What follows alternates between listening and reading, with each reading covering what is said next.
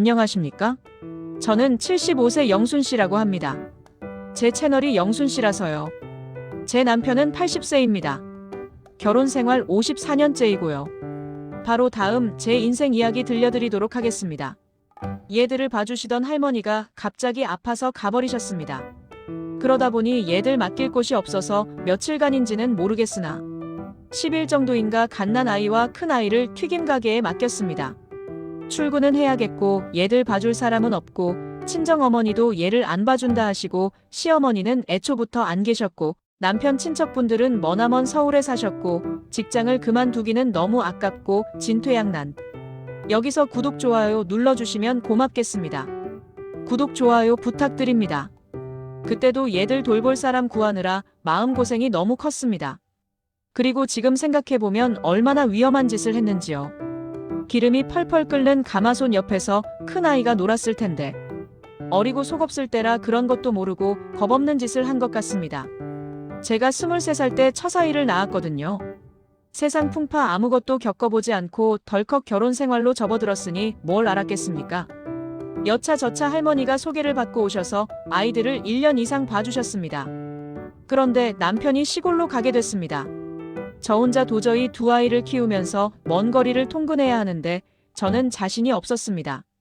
그래서 사표를 내고 남편을 따라 시골로 갔지요. 친정 형제간들과는 남보다 못한 관계가 되어 있었고 사표를 내게 된 또 다른 이유가 있었습니다. 살아보니 남편은 저를 택한 게 아니고 저의 직업과 신체적 조건과 저의 집안을 보고 마음에도 없는 결혼을 했더라고요. 자신이 키가 작으니까 키 큰 여자, 그러나 자기보다는 키가 작을 것. 그리고 큰 형수가 폐결핵을 앓고 있었기 때문에 건강한 여자를 원했고 집이 너무 가난해서 작은 형과 누나 집을 전전하며 학교를 다녔기 때문에 유복한 집안과 결혼해야겠다는 생각을 한 것 같습니다. 저는 그런 속사정을 늦게서야 알아차리고 배신감을 크게 느꼈습니다. 순진한 저는 제가 좋아하니까 당연히 남편도 저를 좋아해서 결혼한 거라 생각했거든요. 그런 얼간이 바보가 세상 천지에 어디 있을까요? 젊어서 고생은 사서도 한다고. 제가 고생을 좀 했더라면 이것저것 따지고 살피고 신중하게 결혼을 했을 텐데.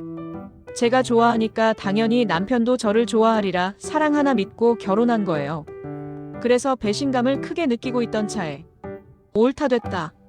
내가 돈 버는 여자 좋아했으니 앞으로 나는 돈을 벌지 않겠다 생각하고 사표를 내버렸지요. 그렇지만 좋은 직장을 그만둔다는 게 쉬운 일이 아니더라고요.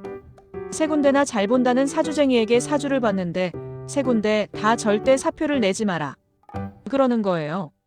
마지막 한 군데에서는 사표 내면 죽는다 그러더라고요. 그런데 그런 말은 귀에 들어오지 않았습니다. 그랬는데 죽는 것보다 더한 시련이 진짜 닥쳐오더라고요. 시골에서 남편과 같이 새빵살이를 하는데 주인은 완전히 행랑어멈 취급을 하더라고요. 굉장히 자존심이 상했지요. 시골에서 첫 번째 이사한 곳에서 남편이 사고를 칩니다. 여자 직원에게 행패를 부리다가 난방용 난로에 물이 든 주전자를 엎어버린 것입니다. 그 일로 그 여직원은 며칠 동안 직장에 출근을 안 했습니다. 그렇게 했으면 정신을 차려야 하는데 두 번째 사고를 칩니다. 총각 동료 직원과 싸움이 붙어 그 직원을 두들겨 패고 자전거를 들어 그 직원에게 내리치려다가 옆에서 말려서 내리치지는 않았다고 하더라고요. 그 일로 경찰서에 고소가 들어가서 큰일 날 뻔했는데 아는 경찰이 손을 써서 유야무야 됐습니다. 그 시절이 바로 전두환 대통령이 삼청교육대를 만들어서 불량배들을 잡아 가두던 시절이었습니다. 까딱 잘못했으면 삼청교육대를 갈 판이었습니다. 그 일로 저는 동료 직원 부인들한테 야단을 맞았고 왕따를 당해서 친구도 없었습니다. 그렇게 힘들게 사는데 또 남편의 시집살이가 장난이 아니었습니다. 저한테 아들을 못 낳는다고 날마다 집에 와서 누구네는 아들 낳았다네. 또 며칠 있다가 누구네도 아들 낳았다네. 하고 아들 타령만 수없이 했습니다. 그때마다 저는 울었습니다. 나중에는 이런 말까지 하더라고요. 아들 낳을 때까지 딸을 10개나 낳아버릴 텐께. 이런 말들을 서슴지 않고 했습니다. 그러다가 세 번째 임신을 하게 됩니다. 첫째 아이와 둘째 아이하고는 뱃속에서 노는 게 다르더라고요. 첫째 딸과 둘째 딸은 꼼지락꼼지락 놀았는데 셋째 때는 큰 벽에가 천천히 몸을 돌리는 것처럼 한꺼번에 크게 뒤척이더라고요. 그래서 이번에는 노는 게 다르니 혹시 아들 아닌가 하는 생각이 들었습니다. 집에서 나왔습니다. 그때 친정 어머니가 지켜봐 주셨는데 석유 등잔불이라서 새벽 3시 50분에 나왔는데 고추를 만지기만 하고 아들인지 딸인지 구별을 못하고 아기만 만지작 거리고 있는 거예요. 그 순간이 너무 길어서 제가 벌떡 일어나서 보니 세상에나 그렇게도 기다려 맞이 않던 아들을 3년 만에 얻은 거예요. 친정어머니는 등잔불이 어둡다 보니 아들의 몸이 미끈거려서 성별 구분을 못하신 거예요. 그 환희는 지금도 잊을 수가 없습니다. 제 아들은 고추를 달고 나온 그 이유 하나만으로 저에게 평생 효도를 다했다고 생각합니다. 지금도 그 마음은 변하지 않습니다. 항상 아들에게 하는 말, 건강하기만 해다오. 딱 그 말 한마디입니다. 막상 아들을 낳아놓으니 이뻐하지도 않아서 아들이 아빠를 무서워했습니다. 억지로 무릎에 앉혀놓으면 부르르 일어나 저한테 왔습니다. 남편은 굉장히 이기적이면서 배려심 없는 냉혈한이었던 것 같습니다. 자식과 마누라는 그냥 장식품으로 남들 다 가지고 있으니 그냥 가지고 있어야 되는 장식품쯤으로 생각했던 것 같습니다. 누구는 아들을 안 낳고 싶었겠습니까? 그렇게 해서 아들 시집살이는 끝이 났습니다. 대도시에 살면서 13평짜리 주공 아파트를 300만 원을 주고 사놓은 것이 있었는데 1년이 돼도 가격이 안 오른다고 남편이 판다고 했습니다. 매물을 내놓자 마자 바로 팔리더라고요. 300만 원에 산 가격에 그대로 다시 되판 것이지요. 여기서 문제가 생깁니다. 남편이 30만 원 계약금만 받고 등기를 해줘버린 것입니다. 빼온 사람이 어쩌면 그렇게 멍청한지요. 중도금과 잔금을 받기 위해서 저도 같이 쫓아다니고 별짓을 다해도 아파트를 산 사람은 한마디로 배째라였습니다. 그런데 남편은 중도금과 잔금을 받으러 가는 것에는 또 등한했습니다. 귀찮게 생각하고 자꾸 안 가려고만 하는 거예요. 나중에는 하도 안 되겠어서 저까지 쫓아가기도 했지만 돈은 내놓지 않았습니다. 마지막에는 서울에서 고시 공부하던 남편의 친구가 있었다고 했지요. 그때 그 친구분은 고시에 합격해서 연수를 받을 때입니다. 그분까지 대동하고 저희 셋이서 쫓아갔지만 아파트 대금은 주지 않았습니다. 그런데 그 남편 친구가 법원에 소액 재판을 걸라 하더라고요. 그러면 아주 작은 금액으로 변호사를 사지 않고 쉽게 해결이 될 거라고요. 소액 재판에서 아주 쉽게 이겼습니다. 3년 분할로 갚으라 했는데 약속된 날짜에 입금을 안 해줘서 재촉을 몇 번씩 해야 했고 그때도 마음고생이 심했습니다. 그게 5년이 걸렸습니다. 또 어떤 경찰이 자기한테 70만 원만 주면 저희들이 가고 싶어하는 도시로 전입시켜주겠다고 했습니다. 2년간을 기다려도 그 도시 전입은 안 됐습니다. 돈을 돌려주라고 해도 차일피일 미루고 안 주는 거예요. 마침 그 경찰의 직속 상관이 남편과 친해서 그분의 도움으로 돈을 받아냈습니다. 그 70만 원도 일이 안 된 것 같으면 남편은 빨리 돈을 받아낼 생각을 안 하고 차일피일 미루는 거예요. 제가 싸움해서 간신히 해결된 것입니다. 돈의 욕심은 말도 못하게 크면서 막상 돈을 주고 나면 그 돈은 또 받을 생각 않고 차일피일 미루는 진짜 이해할 수 없는 사람이었습니다. 두 번째 옮긴 곳에서 남편이 또 사고를 칩니다. 같은 직장 동료를 두들겨 팼습니다. 하필이면 얼굴을 때려서 얼굴에 피멍이 든 것까지는 좋았는데 눈을 크게 다쳐서 눈이 퉁퉁 붓고 눈 아래 실핏줄이 터져서 눈이 시뻘갰습니다. 그러니 어떤 사람이 그냥 맞고 넘어가겠습니까? 병원에 입원을 하고 고소한다고 난리를 치니 공무원 밥줄이 끊어지게 생길 판이었습니다. 그래서 남편이 날마다 병원에 가서 빌면 쫓아내니 길가 흙먼지 바닥에 망연자실 앉아있다 오곤 했습니다. 직장 동료들이 여러 번 가서 합의를 보려 해도 어마어마한 돈을 요구하니 합의가 될 리 없었습니다. 어떻게 해서 저의 큰오빠가 오셔서 해결을 했는데 그 합의금 가격이 조그마한 집 한 채 값이었습니다. 그래도 모가지 당한 것보다 낫다 생각하고 합의금을 줬지요. 가는 곳마다 사고를 치는 남편. 그런데 꼭 돌멩이는 제가 맞았습니다. 사모님들이 저한테 꼭 공격을 하는 겁니다.